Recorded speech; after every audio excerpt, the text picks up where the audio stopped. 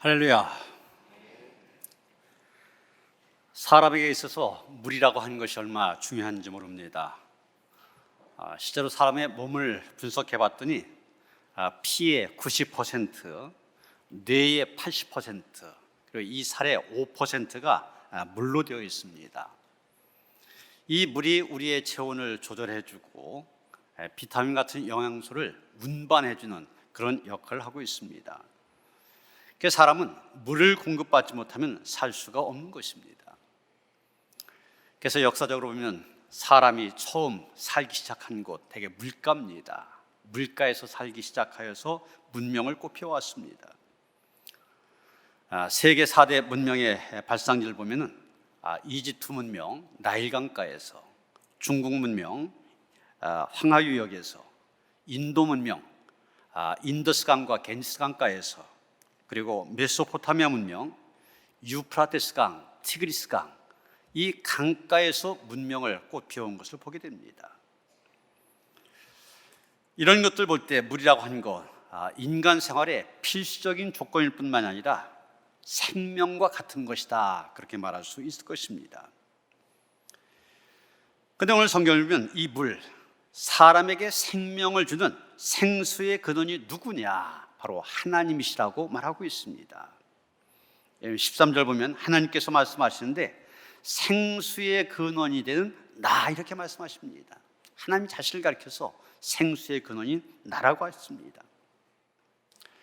좀 뒤로 가서 에레미야 17장 13절에 보면 좀 더 분명한 표현이 나옵니다. 이스라엘의 소망이신 여호와여, 무릇 주를 버리는 자는 다 수치를 당할 것이라. 무릇 여호와를 떠난 자는 흙의 기록이 되오리니 이는 생수의 근원이신 여호와를 버림이니이다. 여기는 분명히 생수의 근원이신 여호와 명시하고 있습니다. 여러분, 본문 13절이나 7장 13절 똑같이 하나님께서 생수의 근원이시라고 말씀하시는데 왜 이런 말씀을 하시냐? 이스라엘이 생수의 근원이 되신 하나님을 버렸다. 그들의 죄악에 대해서 말씀하시기 위해서 하나님이 생수의 근원이심을 말씀하고 있는 것입니다. 여러분, 이 에레미야 선지자는 북왕국 이스라엘이 패망한 지 한참 후에, 그리고 남왕국 유다가 바벨론에 멸망하기 한 50년 전에 예언 활동을 시작했던 사람입니다. 그는 남왕국 유다가 북왕국 이스라엘과 같은 멸망의 길을 걸어가고 있는 것을 보고 하나님의 심판을 예고하면서 회개를 촉구하고 있습니다. 본문 13절에 보면 이스라엘 백성이 행한 두 가지의 악에 대해서 말하고 있는데 그 중에 하나가 무엇이냐? 생수의 근원이신 하나님을 버린 것이라고 얘기합니다. 이스라엘 백성들이 하나님을 버렸다고 얘기합니다. 좀 더 구체적으로 얘기하면 하나님을 떠나고 하나님을 배신하며 믿음을 포기하고 하나님과의 관계를 끊어 하나님을 슬프시게 된 일을 했다는 것입니다. 바로 이 일, 생수의 근원을 버린 것 같은 우매하고 어리석은 일이 된다는 얘기입니다. 여러분, 에레미야가 얘기한 것처럼 하나님 생명의 물을 내보내는 근원, 생수의 근원, 샘물이 되십니다. 포기할 수 없는 샘물, 버릴 수 없는 샘물입니다. 이것을 포기한다면 최고의 어리석음이 되어질 것입니다. 지금은 수도가 다 나오지만 옛날 다 동네마다 집마다 우물이 있었지 않습니까? 그 우물 버린 사람이 있었습니까? 그런데 지금 이스라엘 백성들 그러고 있다는 얘기. 본문 11절에 보면 에레미야는 말합니다. 어느 나라가 그대의 신들을 신 아닌 것과 바꾼 일이 있느냐? 그러나 나의 백성은 그의 영광을 무익한 것과 바꾸었도다. 표준 세번역 성경으로 보면 좀 더 이해하기 쉽게 되어 있습니다. 비록 신이라 할 수 없는 그런 신을 섬겨도 한 번 섬긴 신을 다른 신으로 바꾼 민족은 그리 흔하지 않다. 그런데도 내 백성은 그대의 영광을 전혀 쓸데없는 것들과 바꾸어버렸다, 이렇게 얘기하고 있습니다. 여러분, 무엇을 얘기합니까? 우리 하나님 버릴 수 있는 분이 아니라는 것입니다. 다른 것과 바꿔치기 할 수 있는 분이 아니라는 것입니다. 생명의 근원을 어떻게 포기할 수 있습니까? 죽을 때까지, 마지막까지 포기할 수 없는 것이 생명 아닙니까? 그런데 이스라엘 백성들은 그 생수의 근원이 되신 하나님을 버렸다는 것입니다. 하나님을 떠난 인생은 황폐할 수밖에 없습니다. 하나님의 말씀에 불순종하여 범죄한 에덴 동산에 아담과 하와 추방당한 결과 그들은 고독하고 외로운 삶을 살 수밖에 없었습니다. 하나님 없이도 살 수 있을 것 같아서 하나님을 떠나 보았지만 그 결과는 죽음의 그림자만이 남아 있을 뿐입니다. 탕자의 비유가 얘기한 것도 바로 그거 아닙니까? 하나님을 떠난 존재, 돼지와 같은 비참한 인생이 될 수밖에 없음을 말해준 것이 탕자의 비유입니다. 구약이나 신약이나 일관되게 증거한 것이 바로 이것입니다. 하나님을 떠나서는 멸망밖에 없다. 그 다음 구원은 무엇이냐? 하나님 없이는 살 수 없어서 다시 하나님께로 돌아온 것, 그것이 바로 구원임을 말해주고 있습니다. 우리는 오늘의 말씀을 깊이 살펴본 가운데 이스라엘 백성들이 어떻게 해서 하나님의 곁을 떠나게 되었는가, 그 이유를 발견하게 됩니다. 당연히 우리는 이 사실을 우리의 반면교사로 삼아야만 됩니다. 반면교사로 삼고 하나님을 떠나던 그런 길에서 더 하나님 곁으로 가까이 나아갈 수 있어야만 됩니다. 여러분, 이스라엘 백성 왜 하나님을 떠나게 되었습니까? 첫째는 그들이 하나님의 사랑을 잊었기 때문입니다. 2절 말씀 봅니다. 여호와께서 이와 같이 말씀하시기를 내가 너를 위하여 내 청년 때의 인애와 내 신혼 때의 사랑을 기억하노니 곧 씨 뿌리지 못한 땅 그 광야에서 나를 따랐음이니라. 지금 하나님께서는 이스라엘 백성들 광야에 있을 때 그들의 모습을 해고하고 계십니다. 먼저 내 청년 때 인애를 기억하신다고 하셨습니다.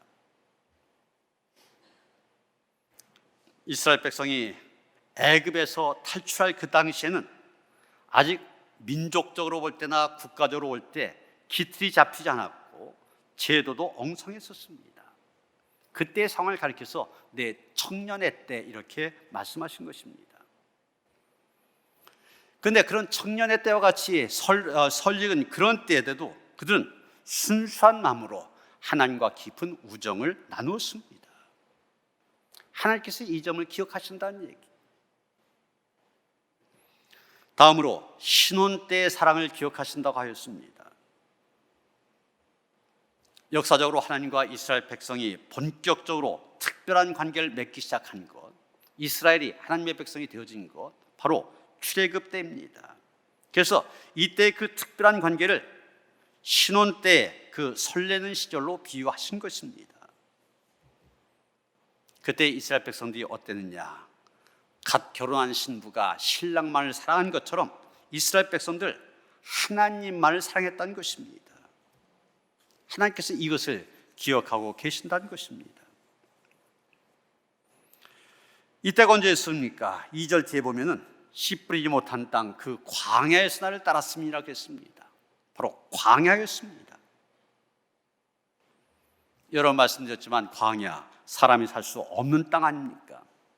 농사도 지을 수 없습니다. 심지어 마실 물도 구할 수 없는 곳입니다. 사람이 거기 머물러 거할 수 없는 불모지입니다. 그런데 그 당시 이스라엘 백성들 이렇게 척박한 광야에 있었지만 그곳에서 그들은 하나님을 사랑했다는 것입니다. 그 힘겹던 시절 그들은 하나님의 크신 사랑을 받았습니다. 하나님께서 반석을 쳐서 목말란 그들에게 물을 내주셨습니다. 매일 아침마다 만나 먹을 것을 내려주셨습니다. 밤엔 불기둥으로 낮에는 구름기둥으로 보호하여 주셨고 또 인도해 주셨습니다. 그들은 정말 전무후무한 각별한 사랑을 받았던 것입니다. 하나님께로부터 그런 사랑을 받았던 그때 그들은 그 어떤 때보다도 하나님을 사랑했습니다. 그런데 문제는 가나안 땅에 들어와서입니다. 가나안 땅에 들어온 다음에 그들은 변했습니다. 가나안 땅에 들어와서 분명 하나님께서는 그들에게 복된 땅을 주셨습니다. 농사도 지을 수 있도록 하셨습니다. 가축도 기르며 살 수 있게 하셨습니다. 좋은 땅에 집도 짓고 정착하며 살게 되었습니다. 그때야말로 젖과 꿀에 흐르는 그런 땅, 그곳에서 살게 되어진 것입니다. 그럼 하나님께서 그렇게 은혜를 베풀어 주셨으면, 그런 사랑을 보여주셨으면 이스라엘 백성들은 어떻게 해야 됩니까? 더 하나님을 사랑하고 더 하나님께 감사하며 보답한 삶을 살아야 되지 않겠습니까? 그런데 오히려 더 큰 사랑을 받은 그곳에서 그들은 하나님을 떠났다고 한 것입니다. 왜 그랬습니까? 그 광야, 힘겹던 시절 하나님의 사랑을 잊어버렸기 때문입니다. 이런 이스라엘 백성의 죄를 13절에 보면 스스로 웅덩이를 판 것에 비유하고 있습니다. 더나 그것은 그 물을 가두지 못할 터진 웅덩이라 이렇게 말하고 있습니다. 무엇을 말하는 겁니까? 하나님의 백성인 이스라엘이 하나님을 찾지 아니하고 하나님의 도움을 구하지 아니하고 우상을 숭배했을 뿐만이 아니라 이방 나라들을 의존한 것을 가리킨 것입니다. 옛날이나 지금이나 사람들은 웅덩이를 팝니다. 바닥이 터진 웅덩이를 팝니다. 자기가 갖고 있는 힘으로, 다시 말해서 학력과 경력, 실력과 노력, 재력과 권력, 이런 것을 가지고 스스로 웅덩이를 팝니다. 그런데 그렇게 파갖고는 거기서 생수를 얻지 못합니다. 그런 것들 다 터진 웅덩이들이기 때문입니다. 터진 웅덩이에 있는 물은 생수도 아닐 뿐만이 아니라 금방 새어 나간다든지 말라버린 그런 물이 되어집니다. 거기 있는 물을 가지고 영원한 목마름 면하지 못하게 됩니다. 그래서 이사야 선지자도 이사야 55장 1절부터 3절 보면 이렇게 말하고 있습니다. 오라 너희 목마른 자들아 물로 나오라. 돈 없는 자도 나오라. 너희는 와서 사 먹되 돈 없이 값없이 와서 포도주와 젖을 사라. 너희가 어찌하여 양식한 것을 위하여 은을 달아주며 배부르게 하지 못할 것을 위하여 수고하느냐. 내게 듣고 들을지어다. 그리하면 너희가 좋은 것을 먹을 것이며 너희 자신들이 기름진 것으로 즐거움을 얻으리라. 너희는 귀를 기울이고 내게로 나와 들으라. 그리하면 너희의 영혼이 살리라. 내가 너희를 위하여 영원한 언약을 맺으니 곧 다윗에게 허락한 확실한 은혜이니라. 이사야 선지자 때나 에레미야 선지자 때나 이스라엘 백성들 양식 아닌 것, 배부르게 하지 못할 것을 위하여 수고하고 있습니다. 터진 웅덩이, 물을 채우기 위해서 애쓰고 있는 것입니다. 그런 그들을 부르신 겁니다. 내게로 나와라. 내가 주겠다. 영의 마틴 로이드 존스 목사님이 1967년부터 68년까지 대장암으로 은퇴하기 직전까지 런던에 있는 웨스터민스터 교회에서 요한복음 4장을 본문화하여서 56번이나 설교했습니다. 요한복음 4장 사마리아 수가성, 사마리아 여인에게 영원히 목마르지 않는 물을 주겠다, 예수님이 말씀하신 그 내용 아닙니까? 이 본문을 갖고 56번 설교를 했대요. 무엇을 얘기했느냐? 그분은 인생의 마무리를 지으면서 이 56번이나 하는 설교를 통하여 준 메시지는 바로 생수였습니다. 예수님은 우리에게 영원히 목마르지 않을 생수를 주시기 위하여 십자가에서 내가 목마르다 그러실 만큼 죽음과 같은 목마름을 몸소 경험하셨습니다. 예수님이 그러시기 때문에 그 예수님을 통하여 우리가 영원히 목마르지 않는 생수를 얻을 수 있게 되었습니다. 마실 수 있게 되었다는 것입니다. 마시기만 하면 되는데 그렇지 못한다고 하는 것, 그것을 책망하고 있는 것입니다. 이스라엘 백성들 그 광야 어려운 그곳에서도 하나님의 사랑을 입었습니다. 하나님 안에 생수가 있음을 알고 하나님을 찾았었습니다. 지금 에레미야는 책망하고 있습니다. 왜 그것을 잊고 있느냐? 하나님의 사랑을 잊고서 생수의 근원이신 하나님을 떠나느냐? 책망하고 있는 것입니다. 두 번째, 이스라엘이 하나님을 떠난 이유, 바람이 났기 때문입니다. 본문 5절 하반절 보면 헛된 것을 따라 헛되이 행하였느냐, 이런 말씀이 나오죠. 여기서 헛된이라고 할 때 히브리어로 헤벨이란 말입니다. 뜻은 바람, 또 허무, 그런 뜻을 갖고 있습니다. 그리고 헛되이 행하였다 할 때 히브리어로 하발, 그러는데 헤벨, 하발 비슷한 말이죠. 바람처럼 허무하게 되었다는 뜻입니다. 다시 말해서 이스라엘 백성들 바람에 속아서 바람을 따르다가 바람처럼 되었다는 것입니다. 여러분, 우리말에 이 바람이라는 말 참 다양하게 쓰이지 않습니까? 자연현상 그대로 봄바람, 강바람, 한이바람, 맞바람 이렇게 쓰여지기도 합니다. 또 사람들의 행동 가운데서 이상한 행동을 가리킬 때 이 말 쓰기도 합니다. 신바람, 춤바람, 늦바람, 치맛바람. 또 세상 풍조를 가리킬 때도 바람이라는 말 씁니다. 총풍, 북풍, 노풍 뭐 이런 말도 쓰고 있죠. 그런데 바람 그럴 때 가장 많이 쓰여진 말, 바람났다고 하는 말입니다. 그렇게 서로 알콩달콩하던 아내와 남편 사이에 두 사람 사이의 사랑이 아니라 또 다른 사랑이 둘 사이의 부식간에 찾아올 때가 있습니다. 그 사랑이 바람처럼 잠깐 있다가 사라지기 때문인지, 바람처럼 언제 어디서 오는지 몰라서인지, 사람의 마음을 바람처럼 뒤흔들어 놓기 때문인지 정확한 이유는 모르지만 하여간 바람이라 그렇게 부릅니다. 이런 바람에 미쳐서 일부러 바람을 따르는 것, 바람 피운다, 우리가 그렇게 얘기합니다. 오늘 이스라엘 백성들이 바로 바람이 났다는 얘기입니다. 더 적극적으로 말해서 바람을 피우고 있다는 얘기입니다. 이스라엘은 하나님의 신부인데, 그래서 하나님만 사랑해야 되는데 우상과 눈이 맞아 바람이 나서 하나님을 떠났다는 얘기입니다. 신랑이신 하나님을 버리고 바람 피우고 다닌다는 얘기입니다. 사사기에 보면 바람난 남자의 이야기가 나옵니다. 바로 삼손입니다. 그가 블레셋 땅 딥나라고 하는 곳에 갔을 때 한 여인에게 마음을 빼앗기게 됩니다.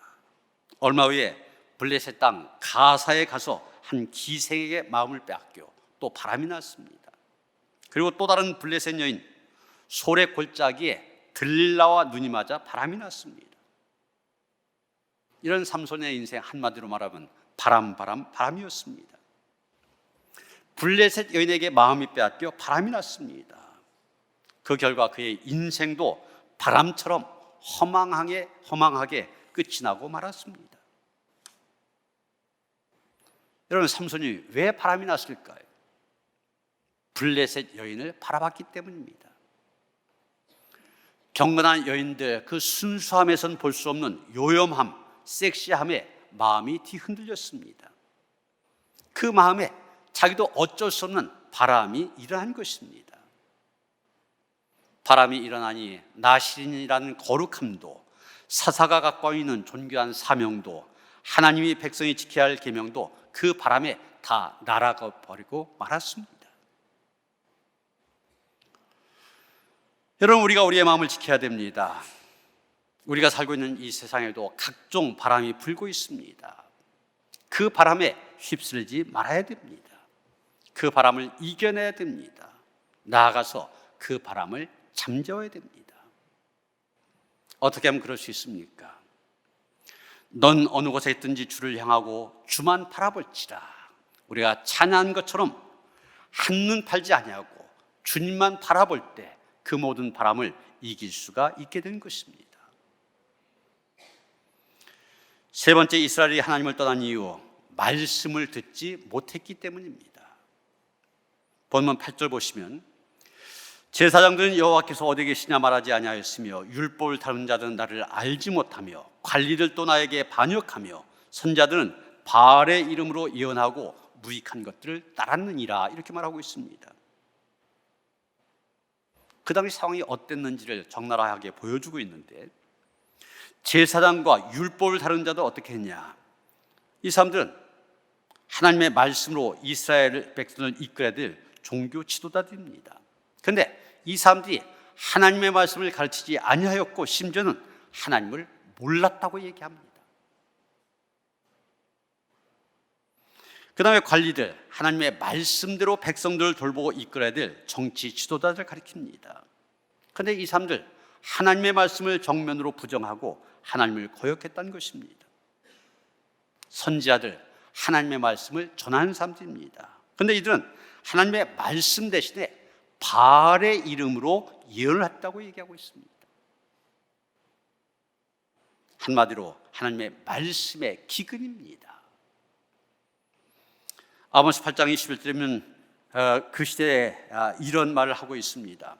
주 여호와의 말씀이니라. 보라, 날이 이를지라. 내가 기근을 땅에 보내리니 양식이 없어 주림이 아니며 물이 없어 가람이 아니요 여호와의 말씀을 듣지 못한 기갈이라.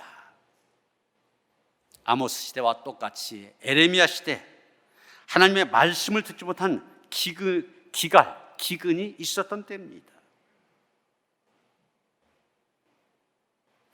백성들이 하나님의 말씀을 들을 수가 없었다. 이것이 바로 이스라엘 백성들 가장 근본적인 문제가 되어집니다. 말씀을 듣지 못하다 보니 처음 사랑도 잃어버리게 됩니다. 말씀을 듣지 못하다 보니 바람에 쉽게 휩쓸려 바람이 나게 됩니다. 모든 원인이 여기에 있었던 것입니다. 시편 1편 우리가 잘 아는 것처럼 복 있는 사람을 소개하고 있습니다. 특히 2절에 보면 오직 여호와의 율법을 즐거워하여 그의 율법을 주야로 묵상한도다, 이렇게 말하고 있습니다. 어떤 사람이 복 있는 사람이냐? 그 심령 속에 말씀이 충만한 사람이라는 얘기입니다. 3절에 보면 마치 우리가 수채화 그림 하나를 보는 것처럼 얘기하고 있습니다. 시냇가에 나무 한 그루가 서 있습니다. 그 잎사귀가 늘 푸릅니다. 때마다 풍성하게 열매를 맺습니다. 그런 그림 보는 사람마다 마음이 시원합니다. 풍성합니다. 여호와의 말씀이 그 심령에 풍성한 사람, 바로 이와 같다는 것입니다. 이스라엘 성지순례 하다면 광야에 죽은 것 같이 여기저기 서 있는 그런 나무를 볼 수가 있습니다. 여러분 보시는 나무 시띠나무라고 그럽니다. 먼지를 잔뜩 뒤집어 썼습니다. 그리고 잎사귀가 가시처럼 생겼습니다. 그런데 살아있긴 해요. 물론 열매를 맺지 못합니다. 저런 나무를 볼 때 사람 마음이 얼마나 답답하겠습니까? 그 심령에 여호와의 말씀이 없는 사람의 삶이 이와 같다는 것입니다. 그리고 안타깝게도 오늘 본문에 이스라엘 백성들이 이렇다는 얘기입니다. 여러분의 심령 속에 하나님의 말씀이 풍성하시길 바랍니다. 말씀이 우리의 심령을 풍성하게 해주십니다. 우리의 심령을 하나님의 사랑 안에 살게 만들어줍니다. 여러분, 우리나라는 115년 만에 폭우로 도시 기능이 아예 마비가 되어지고 또 농경지가 침수되고 이런 어려움을 겪었지만 유럽 같은 경우 500년 내 최악의 가뭄을 겪고 있다고 그래요.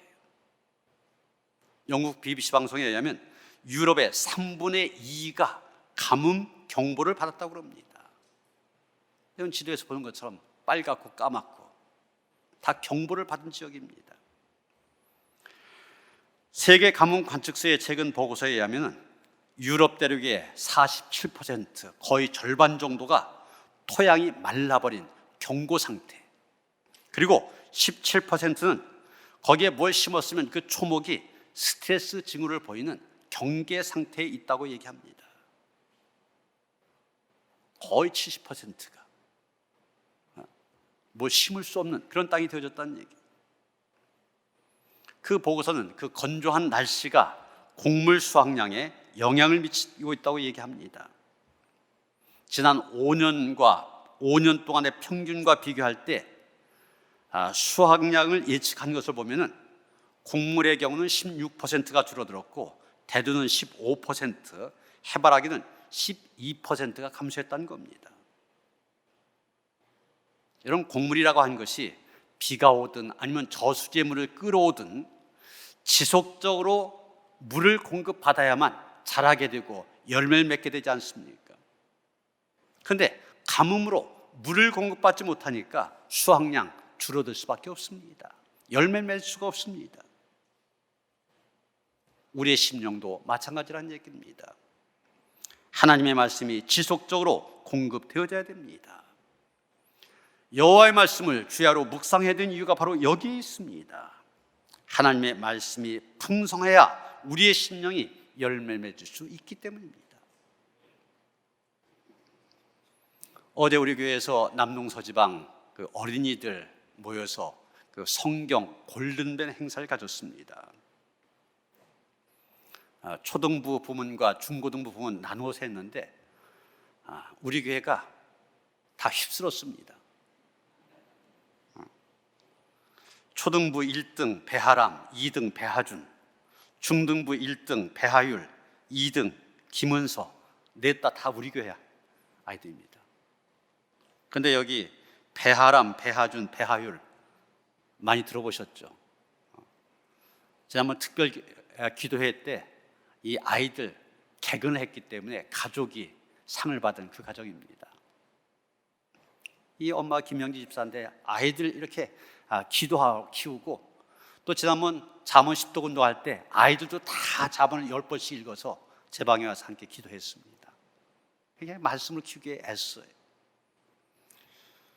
그런데 어제 토요일에서 제가 교회에서 설교 준비하다가 저녁에 집에 들어갔더니 아내가 그래요. 여혜자 권사한테 전화가 왔대요. 이 아이들 할머니거든요. 신이 나서 사모님, 우리 아이들이 초등부 1등, 2등, 중등부 1등 먹었대요. 제가 자랑할 만하다 그랬습니다.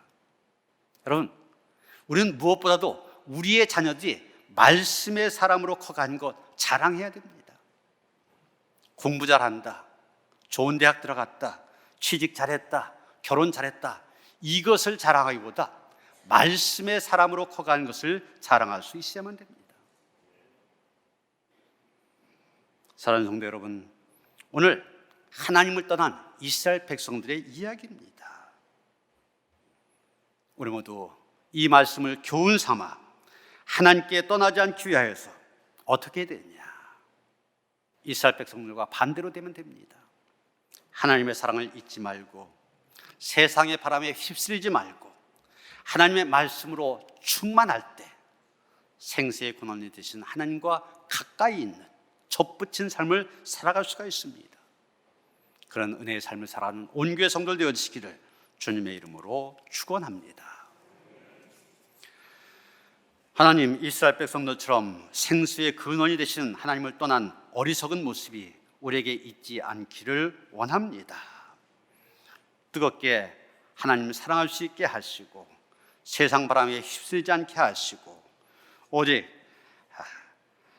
하나님의 말씀으로 충만하여 하나님께 주신 풍성한 열매를 맺으며 살아갈 수 있도록 우리를 인도하여 주시옵소서. 예수 그리스도 이름 받들어 기도하여 싸움나이다. 아멘.